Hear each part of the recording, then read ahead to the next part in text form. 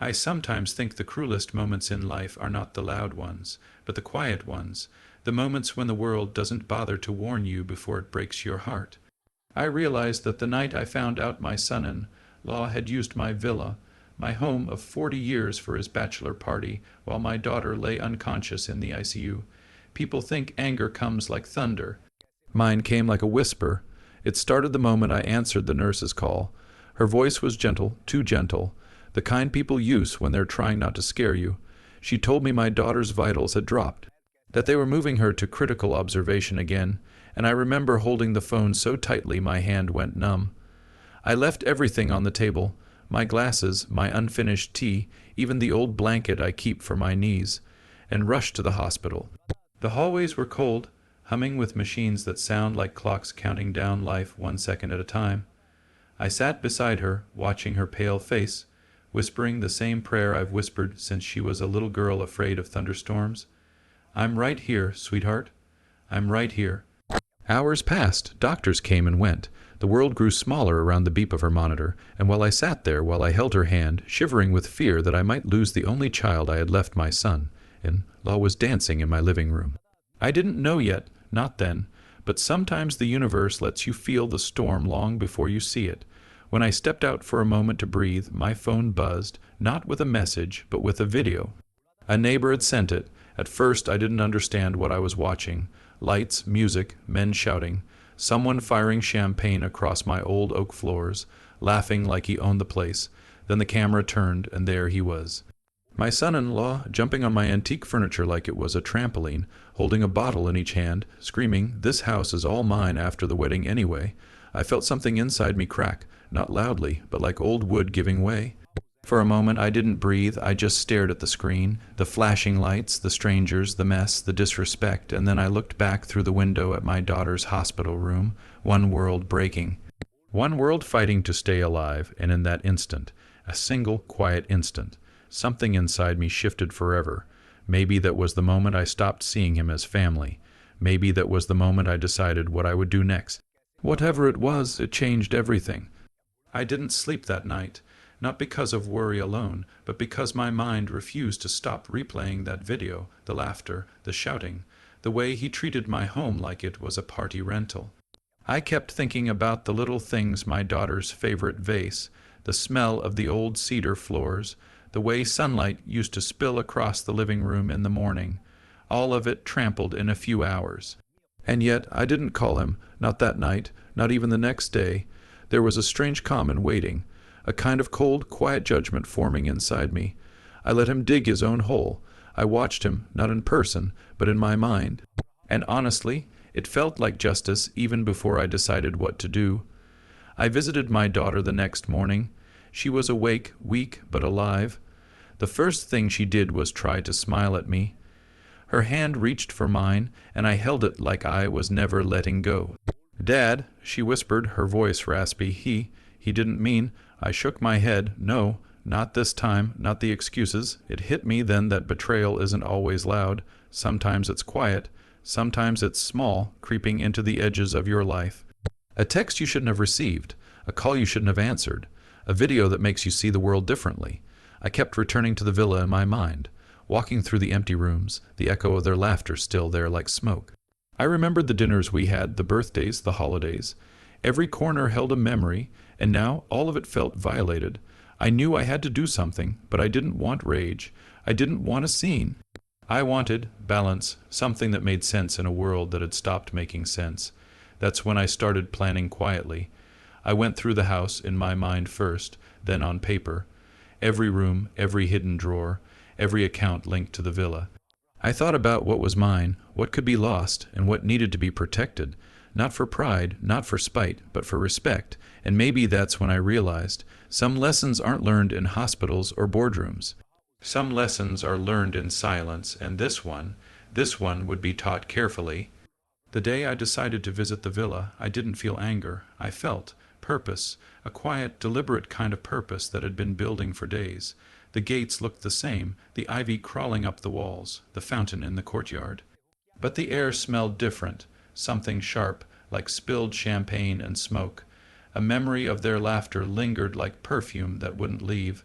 I walked through the rooms slowly. Every footstep was careful, measured. I touched the furniture, the old oak table, the leather chairs. They were mine, after all, not just because I had paid for them, but because they held pieces of my life, pieces I wasn't about to let vanish. And then I saw the damage, a scratch on the wall, a broken lamp, a stain on the carpet. Nothing catastrophic, but enough to sting. I picked up my phone, called my son-in-law. He answered, laughing in the background. "Hey, Dad, you should have seen it, man. The crew went crazy, totally epic bachelor party." I felt a strange calm as I listened, not fury, not despair, just the weight of every memory he had trampled. "Yeah," I said slowly, "I saw." There was a pause on the other end. I imagined him freezing, maybe realizing for a second that he had crossed a line. "Look," he said finally, "we didn't." I held up a hand, though he couldn't see it. "No," I said softly, "you didn't think, and that's the problem." I didn't scream. I didn't yell. I just explained, as calm as I could, what it meant to violate someone's trust. Not just mine, not just the house, but my daughter, her fight, her recovery, her pain while he threw a party in her absence. And maybe that's when I realized something else. People often hurt the ones they love the most. Not because they are evil, but because they are careless, because they forget, because they think the world is all laughter and endless nights. I told him what would happen next, legally of course, but more importantly, morally.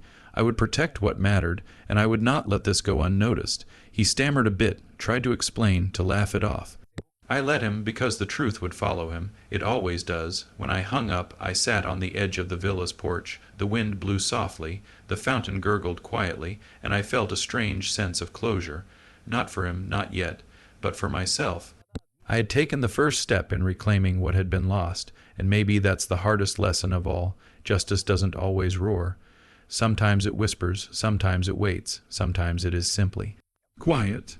Days passed. The villa sat quiet again, almost serene, as if it had exhaled after the storm. I spent mornings walking through the rooms, touching surfaces, remembering the life that had been there, not the party, not the chaos, but the small moments that built a home. And then came my daughter's call. Her voice was weak, raspy, fragile, but beneath it, a spark of her old strength lingered. "Dad," she whispered. I could hear the hospital beeping softly in the background. I closed my eyes and let her words settle, like the slow turning of leaves in autumn. I heard what happened at the villa. She said, "A pause, are you? Okay." I smiled, but not the kind of smile people notice. It was quiet, private, a smile that carries both grief and relief. "I'm okay," I said, "more than okay. I'm learning." She laughed softly. "Learning? That's a new one for you." We spoke slowly, carefully. The conversation was less about anger, more about understanding, about boundaries and care, and how people sometimes forget what matters in the rush of their own lives. "You didn't yell?" she asked. I could hear the surprise in her voice. "No," I said, "because anger doesn't teach silence. Reflection, that teaches, and I think, in the end, that's all anyone can really hope for." Later, I returned to the villa alone. The walls no longer whispered of laughter and spilled drinks. They spoke of memories preserved, of respect reclaimed. I walked through the garden. The roses had grown wild, petals brushing my hands like gentle reminders. I paused at the fountain, listening to the water spill and ripple. It sounded like forgiveness, not the forgiving of a person, not yet, but the forgiving of life itself. And maybe that's when I understood the full weight of the day's lessons. We can't control the actions of others. We can't stop the careless or the thoughtless, but we can choose how to carry our hearts, and sometimes holding steady is the bravest thing we can do. I left the villa that evening, closing the gates behind me. The sun dipped low, painting the sky with quiet shades of amber and rose, and I realized with a calm certainty that the world had not ended. It had only shifted, and in that shift I had found a place for my own peace. Years later, I still wonder if he truly understood. I wonder if my daughter knew how quietly I had fought for her and for the life we had built together, and I think maybe that's enough, because sometimes the most powerful victories are not loud, not celebrated, not even seen. They are simply felt, deeply, quietly, and forever. Time moves in its own quiet rhythm. I have learned that life does not always reward the righteous, nor punish the careless. It simply continues, and we move with it, or we are left behind, lost in our own anger. The villa stands now as it always did, strong, silent, bearing witness.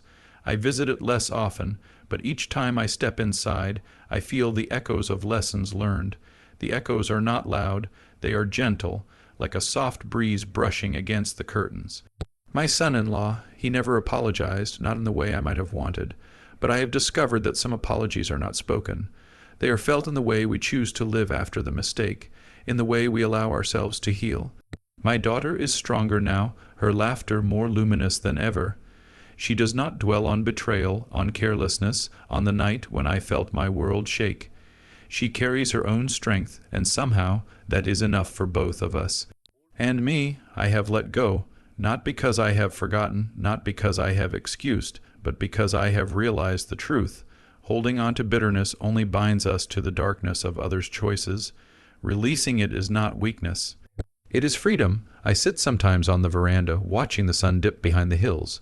The sky turns a gentle gold, the air smells faintly of roses and rain-soaked earth, and I smile, not the private, hiding smile of before, but a smile that carries quiet triumph. We spend half our lives guarding what we think we own, our homes, our families, our pride. But in the end, the most valuable things are the moments we allow ourselves to be fully present, the times we forgive quietly, the love we carry without expectation, the peace we cultivate within ourselves, and maybe, in the end, that is what matters most. Not the villa, not the party, not the anger that once burned, but the quiet knowledge that life continues. That love continues, and that we have survived wiser, gentler, and more human than before.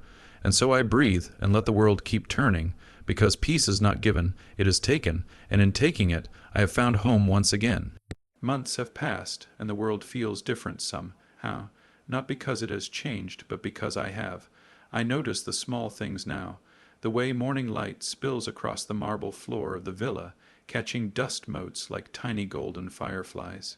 The smell of coffee drifting from the kitchen, strong and grounding. The laughter of my grandchildren echoing through the hallways, so full of life it nearly makes me cry. I think about my son-in-law less often than I expected. Not because I've forgiven him entirely, though perhaps I have in a quiet, secret way. It's because life has taught me that the space we give to anger is a space we steal from ourselves. I have chosen to fill that space with memory, with reflection, with small, deliberate joys. Sometimes I sit in the villa late at night, looking out at the garden bathed in silver moonlight. I imagine the past, not with bitterness, but with the clarity that only time can bring. I remember the night of the party, the empty rooms, the echoing music. I remember the fear, the helplessness, the cold rage that threatened to take hold, and I smile softly because I survived it, because none of it defined me ultimately. My daughter thrives now with a strength that astonishes me. I see the world in her eyes, and I recognize resilience, the kind that cannot be stolen or broken. She reminds me daily that life moves forward, regardless of our grievances, and perhaps that is the most important lesson of all. I have begun to see the villa differently, no longer as a symbol of betrayal, but as a vessel of memory, of lessons learned. Its walls hold echoes of laughter, of tears, of quiet contemplations. It is neither villain nor victim. It simply exists, as we all must, carrying the weight of the stories we live. I sometimes think about the life we cling to, the control we think we have, how fragile it all seems when stripped to its essence. Yet in that fragility lies beauty. We are not meant to hold everything. We are meant to experience it, to endure it, and to emerge wiser and more tender than before. And so I breathe deeply, listening to the soft night around me. The villa sleeps, the world sleeps, and I am awake, finally, at peace with all that came before. Because the greatest inheritance we leave is not wealth, not pride, not anger. It is understanding. It is love, quiet and steady. And it is forgiveness, not for them, but for ourselves. I never thought I'd walk back into that villa without a tight knot in my chest, but I did. The air smelled faintly of the sea, mingled with the faint scent of polish and sun-baked wood. It was empty now, quiet in a way that felt almost holy. My daughter had long since been home from the hospital, her pale cheeks finally touched with color, her hand always finding mine as if to remind me that we were still here. I walked through the rooms, each echo of laughter and clinking glasses from that night still lingering like a shadow, a memory I couldn't shake. It wasn't anger that hit me this time. No, it was curiosity. and perhaps a strange sort of forgiveness. I touched the banister, ran my fingers over the smooth wood, and I realized how small grudges felt against the weight of everything else we carried. And maybe that's when I truly understood control is an illusion. We build walls, we set rules, we hope our families will honor them, but life has its own rhythm. My villa, my careful plans, my expectations, none of it could stop the living, breathing chaos of love, mistakes, and choices. My son-in-law had made his choice, my daughter had her fight, and I had to find my own peace. I lingered by the window, watching sunlight fracture across the marble floor. A gentle breeze carried the smell of flowers from the garden below. I let myself smile quietly without performance. Life was still messy, still unfair at times, but it was also alive, and in that aliveness I found a sort of quiet strength I hadn't known I had. Maybe it wasn't about punishing or teaching or making people see what they'd done. Maybe it was about letting the heart stretch, taking in the hurt, and then letting it go. And in that release, I felt a strange gratitude for the lessons, for the clarity, for the love that endured despite all. And years later, when I sit in that villa, now more empty than ever, I still think of that night, the hospital, the chaos, and I realize something simple. Life doesn't always give us justice, but it does give us a chance to understand. And that understanding, that quiet, enduring comprehension, is more than enough. The villa felt different that day. Empty rooms, polished floors, the faint scent of the night before still lingering, as if the walls themselves remembered what had happened. I walked slowly, almost hesitantly, tracing my hand along the rail of the balcony. The city below hummed with life, oblivious to the quiet storm that had passed through my own house. I didn't feel anger anymore, not really. There was a strange calm that had settled inside me, like the surface of a lake after a storm. I thought about my daughter lying in that sterile ICU room, hooked to machines that beeped rhythmically, reminding me how fragile life really was. And I thought about my son-in-law, the man who had chosen laughter and games while she fought for every breath. Years later, I still wonder what he was thinking. Did he feel guilt? Did he understand the weight of what he had done? Maybe he did in some quiet corner of his mind. Maybe he didn't, and maybe it didn't matter. Because in that moment I realized something profound. Anger, when nurtured, grows heavy. Forgiveness, when earned, can float like a feather. I walked through the villa, letting memories rise and fall. The sound of my footsteps echoed, a soft reminder that life moves forward, one deliberate step at a time. I remembered the laughter my daughter and I shared on sunny afternoons, the way her hair smelled like vanilla, the warmth of her hand in mine. Those were the things that mattered, not betrayal, not the bachelor party, not even the fleeting sting of disappointment. I sat on the edge of the pool, staring at the reflection of the sky. Clouds drifted lazily, mirrored in water so still it could have been glass. And I whispered to myself quietly, almost like a prayer. We spend half our lives chasing what we think will hurt us, and only at the end do we see the truth. Peace is always waiting, always. There was no revenge. No dramatic confrontation, just quiet understanding and a sense of letting go that was heavier than any punishment I could have imagined, yet lighter than any grudge I had carried before. Life had taught me, as it always does, that we cannot control others. We can only choose how we meet them and how we meet ourselves in the process. And maybe, in that long, silent afternoon, I found the lesson I didn't know I was searching for. That love, at its purest, isn't about keeping people from stumbling. It's about letting them stumble and still holding space in your heart for them and for yourself.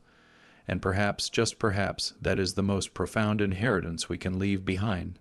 Not villas, not wealth, not pride, but the grace to forgive and the courage to remember kindly.